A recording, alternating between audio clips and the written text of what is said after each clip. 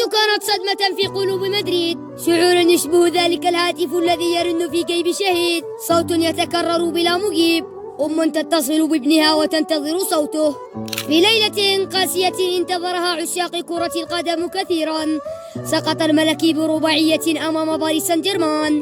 أول الطعنات جاءت بهدف قاتل، وثانيها لم يكن أجمل. كلا الهدفين الأولين ولدا بزلة من الدفاع، وكأن الحظ أراد أن يختبر صبر هذا الجمهور الصامت الذي اعتاد أن يرى المعجزات.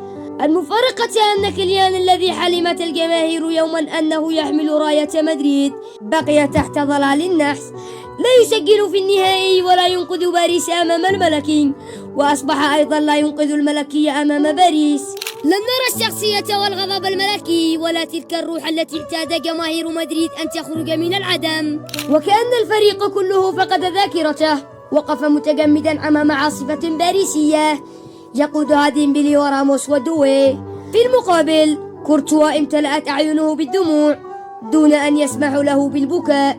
المباراة كانت صدمة في قلوب مدريد، شعور يشبه ذلك الهاتف الذي يرن في جيب شهيد، صوت يتكرر بلا مجيب، أم تتصل بابنها وتنتظر صوته. انتظرت جماهير مدريد هدفا متأخرا أو ردة فعل أو لمسة من فينيسيوس أو صرخة من رودريغو أو حتى توجيه غاضب من ألونسو، لكن لا شيء حدث.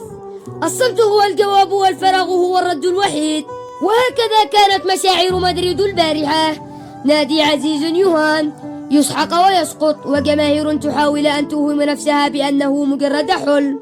الفوز على مدريد شرف بحد ذاته، حتى إذ جاء بسهوات الدفاع. الريال حين يسقط يزرع تحت الرماد عودة، ودمعة اليوم ستكون ابتسامة في الغد.